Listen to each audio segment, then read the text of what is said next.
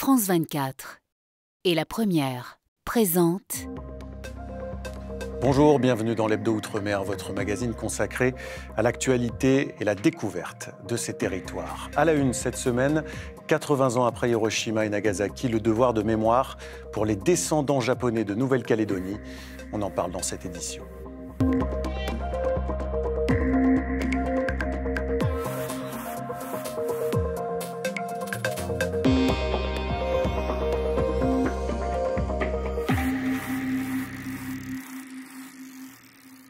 Et avant cela, la loi Mayotte, finalement validée par le Conseil constitutionnel. Il avait été saisi par plusieurs députés de gauche qui contestaient des articles relatifs à la lutte contre l'immigration illégale et l'habitat informel. On revient à présent sur ce rapport de l'Office français anti-stupéfiants. Il dresse un état des lieux inquiétant du narcotrafic en France. Les consommations et les saisies de drogue ne cessent d'augmenter. Les Outre-mer ne sont pas épargnés. Gervais Nietzsche. Un tsunami blanc, c'est en ces termes que le ministre de l'Intérieur Bruno Retailleau évoque en préface de la note confidentielle la prolifération de plus en plus forte de la cocaïne en France. Le rapport de l'Office anti-stupéfiants alerte sur l'offre de drogue qui est désormais sans zone blanche dans le pays. D'après ce document, au premier semestre 2025, le volume de cocaïne saisi en France hexagonale et dans les Outre-mer a atteint 37,5 tonnes. Soit une hausse de 45% par rapport à l'an passé pour la même période. Et si on y ajoute les quelques 5 tonnes récupérées au large de la Martinique il y a 3 semaines, la quantité de cocaïne saisie depuis le début de l'année grimpe à plus de 42 tonnes. Du jamais vu. Selon le rapport, la progression rapide du marché de la cocaïne résulte notamment de l'augmentation de la production mondiale, mais aussi de la baisse des prix.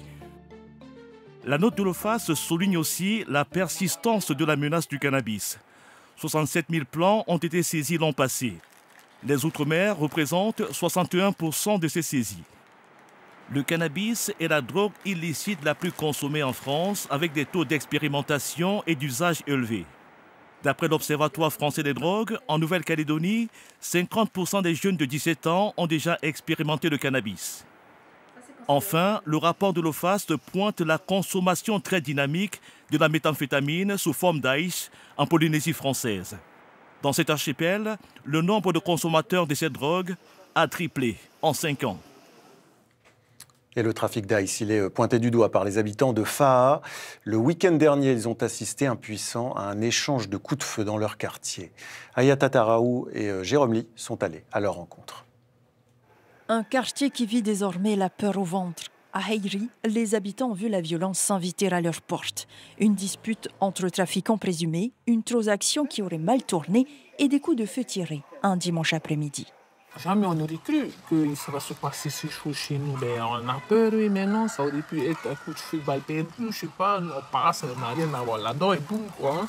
La nuit, on fait attention quand on entend des cris, et puis on se lève, on le regarde. Vivre sous tension, redoubler de vigilance, c'est devenu le quotidien pour certains habitants de Heiri. Et ce quartier n'est pas un cas isolé. Toujours à Faa, une autre résidence est qualifiée de nid de deal par les collectifs citoyens. On est sur la liste rouge de la gendarmerie. Pourquoi ? Voilà. Parce qu'il y a trop de choses qui se passent dans la résidence. Vol, prostitution, deal. Pour tenter de freiner la progression de la méthamphétamine, la direction de la santé prépare une campagne de prévention axée sur les publics non consommateurs. Il y a la question de la prévention, elle est essentielle, il faut qu'on mette le paquet dessus. Il y a la question des soins pour les consommateurs actuels, pour les faire arrêter. Et ça, c'est le pôle de santé mentale et c'est l'ouverture le plus tôt possible, je l'espère, de 12 lits. Annoncé depuis 2007, le pôle de santé mentale n'est toujours pas inauguré. En attendant, les familles et les victimes s'appuient sur les rares dispositifs existants. Chaque dernier jeudi du mois, au CPSA, une cellule d'écoute gratuite accueille toxicomanes et familles, parce que derrière les violences, les addictions et la peur, ce sont souvent des cris silencieux que quelques-uns entendent encore. C'était il y a 80 ans. La bombe nucléaire s'écrasait sur Hiroshima puis Nagasaki. Un drame marqué à jamais dans l'histoire du Japon et un devoir de mémoire à perpétuer encore aujourd'hui pour la diaspora. Comme par exemple en Nouvelle-Calédonie, c'est le dossier de cet hebdo. Il est signé Lorelai Aubry, Christian Favenec et Gaël Decheverry. Le 6 août 1945, le ciel d'Hiroshima s'embrase, une intense boule de feu, une ville rayée de la carte. Voilà. 80 ans plus tard, les cicatrices sont encore là, jusqu'à Nouméa. Sophie Nakamura est la descendante d'un Japonais originaire d'Hiroshima.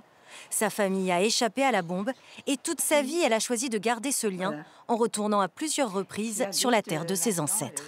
Il y a le monument là qu'ils ont gardé, qui a été bombardé, mais ils ont gardé intact. Son histoire, c'est aussi celle d'un enracinement sur le caillou. Après les mines de nickel, son père se tourne vers l'agriculture et développe des rizières à Saint-Louis. C'est là, au milieu de ce travail exigeant, qu'il rencontre celle qui deviendra sa femme. Elle venait pour repiquer dans la boue, là, repiquer les plantes de riz. Je pense qu'ils sont tombés amoureux, hein. Mais les parents n'étaient pas d'accord. Pour quelle raison?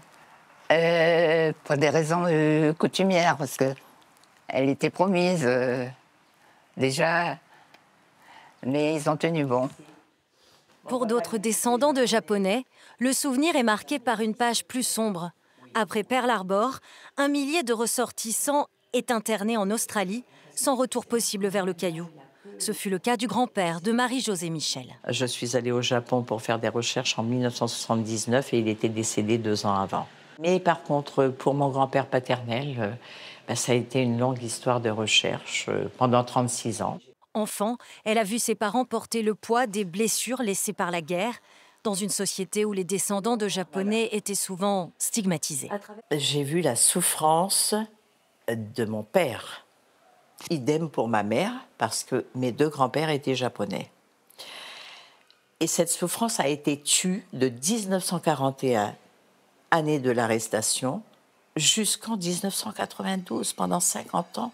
Il y avait, je peux le dire, oui, un genre de racisme anti-japonais. Des blessures qui ont nourri un engagement, celui d'entretenir la mémoire et d'aider ceux qui le souhaitent à retrouver leurs racines au Japon. Un héritage de métissage au cœur d'un pays toujours en quête d'un avenir. Et on reste dans l'océan Pacifique, à Wallis et Futuna, avec cette bonne idée maintenant. Une course de pirogue traditionnelle, mais 100% féminine. Objectif, attirer un nouveau public dans ce sport très masculin. Parmi elles, Yousrama Adali et Olivia Garrett. Elle se prépare à ramer pour marquer l'histoire.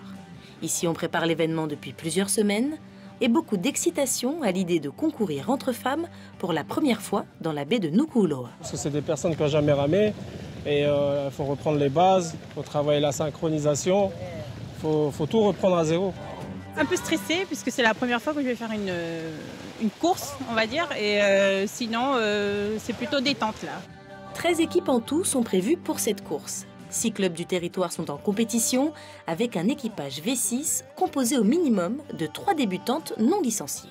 C'est mélangé aussi aux nouvelles, donc du coup pour moi c'est une très bonne initiative de leur part aussi.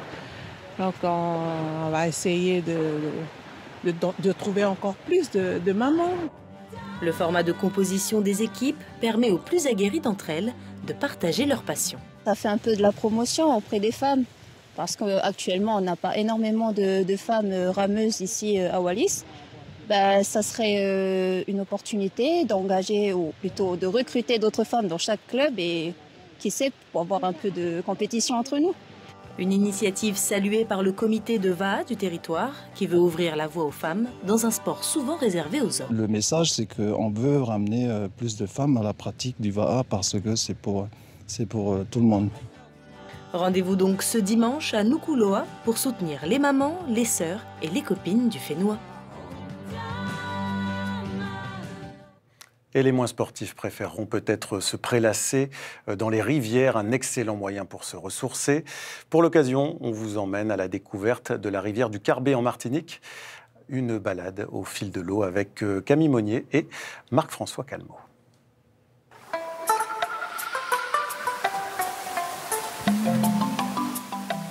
C'est l'une des cascades les plus populaires de l'île. Saut-Gendarme. Son nom viendrait des gendarmes de Saint-Pierre qui s'arrêtaient ici pour faire boire leurs chevaux. Un jour, l'un d'eux serait tombé en grimpant cette paroi rocheuse. Ces Calédoniennes en vacances dans les Antilles en profitent. La rivière de la Martinique, elle est un peu comme la Nouvelle-Calédonie. Elle est glacée et ça fait trop du bien. À 2 pas, moment de complicité et de bienveillance entre ce gendre et sa belle-mère. Avant, c'est les parents qui prenaient soin de nous. On venait ici, on venait à ce gendarme, l'Alma, bon, voilà. Et maintenant, là, je suis avec mes enfants, donc la grand-mère.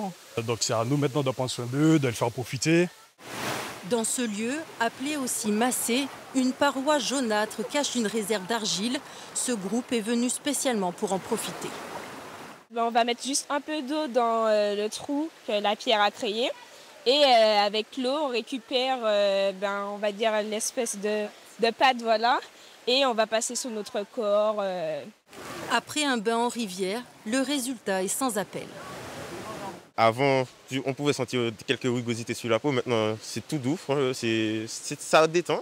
Dernier arrêt accessible au public le long de cette rivière, le canal de Beauregard, construit en 1760 par des esclaves. Ce canal alimentait les distilleries de Saint-Pierre et du Carbet. C'est désormais un lieu inscrit au patrimoine touristique de la Martinique. Ce guide de randonnée nous fait découvrir la forêt aux alentours. Là, c'est un peu de savonnette. Savonnette, c'est ce table que vous voyez là. Et là, ce contrebas là, c'est une pomme rose, la famille de la pomme d'eau. Notre balade au bord de la rivière se termine les pieds frais et le cœur rempli. Le courant, lui, poursuit sa course jusqu'à l'embouchure du Carbet, 7 km plus bas. Et voilà, c'est la fin de cette édition. Merci de l'avoir suivi. L'actualité des Outre-mer se poursuit en ligne et en continu sur lapremière.fr et france24.com. Nous, on se quitte avec la Tahiti Pro sur des belles images de Tim Pruvot, les tubes de l'été qui attirent les surfeurs et surfeuses du monde entier. Très bon week-end sur France 24.